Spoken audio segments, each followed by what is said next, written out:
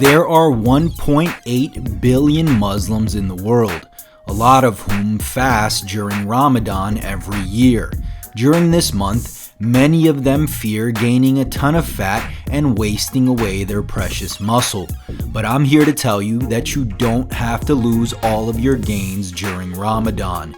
Even if you're not Muslim, there's something here for you too. You'll learn about proper nutrient timing, benefits of fasting, and how to transform your body no matter your eating schedule. For those of you who don't know, Ramadan is a holy month for Muslims in which they fast from sunrise to sunset every day. The exact times depend on where you are in the world, but on the east coast of the US, that might mean no eating or drinking from around 4 a.m. to 8 p.m. every day for 30 days. This may seem like a nightmare to many, but I'll explain how this could in fact be a blessing in disguise. First, let's discuss your nutrition. How you eat during Ramadan will be similar to the traditional intermittent fasting approach, the difference being that you can't drink anything when fasting. According to research, just a 3 to 4% dehydration significantly impacts your performance in the gym. If you have an inadequate stimulus in the gym or improper recovery, you will lose your gains. In order to combat this, I recommend you have at least 2/3 of your body weight in pounds in ounces of water. So if you're 180 pounds, aim to drink 120 ounces of water. Since you have to drink all of this within your eating window, make sure you break your fast with plenty of water. Now, before we talk about how to specifically eat, let's first answer a very important question. Should you bulk, cut, or maintain during Ramadan? Option 1, bulk. Since you might be squeezing 3,000 plus calories into your eating window, bulking can be quite tough. Think about it. You'll have a couple of hours to eat, then you'll have long prayers at your mosque, and by the time you're done, it'll be late at night with little time to eat before bed. This could result in feeling dehydrated and less energized. In order to turn the calorie surplus into actual muscle, doing workouts that actually stimulate muscle growth is a must. But if you're too exhausted to do so, your ability to build muscle will be affected. That's why personally, I don't recommend most guys bulk during Ramadan. Option 2, cut. A better option would be to cut. Like I mentioned, fasting during Ramadan is just a form of intermittent fasting. According to research, intermittent fasting is a great way to lose fat. And no, it won't cause you to lose muscle unless you stop training and fail to consume enough protein. Fasting is such a powerful fat loss tool that some people actually lose fat accidentally during Ramadan. Unfortunately, studies show most people regain the weight they lose once this holy month ends. The reason is that people stop doing the things that led to the weight loss, such as intermittent fasting and eating in a caloric deficit. For most people, Ramadan is the perfect time to focus on fat loss, but there is one last option. Option number 3, maintain. Your third option is just to maintain. This can be achieved by consuming maintenance calories, in other words, eating just enough to maintain your current body weight.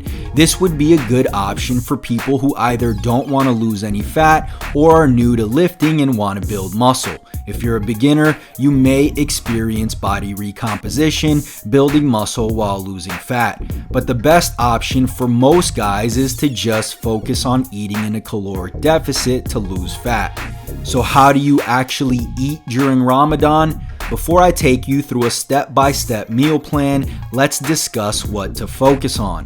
Fat loss is going to come down to 3 major things: eating in a caloric deficit, eating adequate daily protein, and consistent resistance training. Those are the 3 keys. Fail to accomplish one and the others won't matter. Achieve them all, on the other hand, and you'll have no problem shedding off pounds of fat while maintaining your hard-earned muscle. Now, let's discuss exactly how to eat during Ramadan. First, you'll break your fast with iftar. Prior to this first meal, your muscles have had no stimulation of muscle protein synthesis. Muscle protein breakdown, however, has been occurring and needs to be stopped. On top of that, you'll need fuel for your upcoming workout. In other words, you need to break your fast in a way that allows you to replenish nutrients as fast as possible. This is why I recommend fast absorbing carbs, fast absorbing protein, and plenty of water. Also, if you don't already, I suggest including some dates as well. These are great because they're high in carbs, have potassium to help you rehydrate, contain both glucose and fructose to replenish glycogen and fuel performance, and provide other health benefits like being anti-inflammatory and containing antioxidants. Dates are actually considered a low glycemic food because they don't spike your blood sugar thanks to the fiber content. That's why I suggest pairing them with watermelon since it absorbs very quickly but also contains carbs, potassium, and obviously tons of water. For protein, a simple whey protein shake would be ideal. This type of protein doesn't just help you hit your protein target for the day either. Consuming 20 to 40 grams of whey protein will deliver amino acids to your muscles extremely fast. Whey protein is also high in the amino acid leucine, which is crucial for building muscle and stimulating muscle protein synthesis.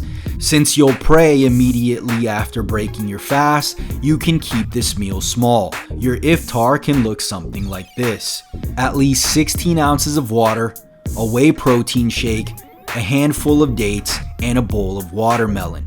Let's assume you eat iftar, do your Maghrib prayer, and then eat a full meal. Meal 2 would just be a normal meal containing carbs, protein, and vegetables. For example, 8 ounces of chicken breast, 2 cups of rice, and 2 cups of broccoli. Remember, this is just an example. Your target calories for the day should be considered when making up your second meal. After meal 2, it's time to hit the gym. We'll discuss working out during Ramadan in detail in just a little bit. For now, know that working out is best done at some point during your eating window. If your target intake for the day is relatively high, feel free to have another meal similar to meal 2 anytime before suhoor, your last meal of the day.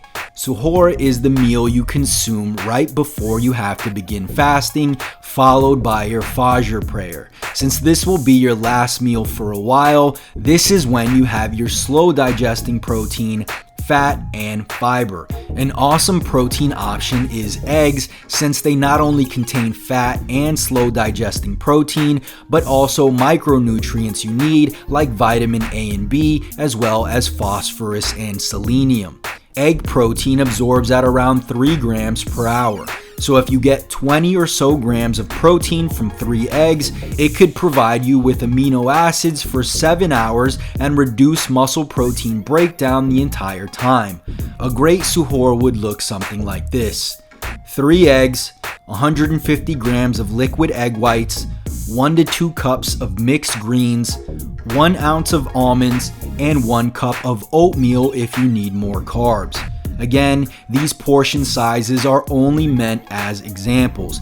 Depending on your caloric needs, you may need a little more or slightly less. Now that we've covered nutrition, let's discuss your workouts. As mentioned, the best time to work out is at any point during the eating window. I recommend training either right after Maghrib or following meal 2. The truth is, training during Ramadan can be challenging, but if you're serious about your fitness goals, you'll just have to push through. Get a 24-hour gym membership and work out during the eating window, even if it's late at night. If you truly cannot work out late and must work out during the fasting window, you'll have to be careful. Without food and water, you need to work out when you can have nutrients near the time of the workout. In that case, you could work out immediately before iftar. Although you won't be able to have water during the workout, if you time it right, you can work out and then immediately drink water and break your fast. As long as you're drinking plenty of water during your previous eating window, this shouldn't be too much of an issue. For your actual workouts, you'll likely feel slightly fatigued. If that's the case and you're training during your eating window, try taking a pre-workout supplement for a small boost. If you find that pre-workouts make it hard to sleep, try a stimulant-free pre-workout instead. For best results, I suggest training 3 to 5 times per week using the following guidelines. Number 1. Focus on compound movements as they will help you preserve your strength and muscle mass as well as target multiple muscles at once. 2. Stay 2 to 3 reps short of failure on heavy compound lifts and 1 rep short of failure on lighter isolation exercises. This will prevent adding even more fatigue and limiting your recovery capabilities. Number 3, stick to moderate rep ranges like 6 to 12. Going very heavy is likely to fatigue you and will limit the volume you can perform. And due to the limited number of calories, lifting too heavy could impede recovery. Lastly, perform supersets if you're short on time. This means pair 2 movements, preferably opposite muscle groups, back to back before resting. For example, overhead press for 10 reps, immediately followed by 10 reps of pull-ups. Another option if you're short on time or don't have access to a gym is home workouts. Although they don't completely replace workouts in the gym, you can make some great progress with simple body weight exercises. You can even grab a heavy household item or fill a backpack with heavy books for extra resistance. So, there you have it, the ultimate guide to building muscle and getting lean during Ramadan. Did you find this video helpful? If so, click the like button below as it'll truly help out the channel. Are you looking for a complete, done-for-you training and nutrition guide guaranteed to add slabs of muscle to your frame in the next 90 days?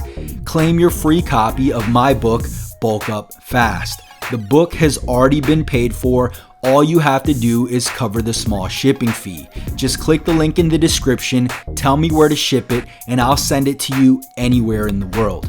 And if you haven't already, make sure you subscribe for more videos and don't forget to turn on post notifications so you don't miss the next one. Peace.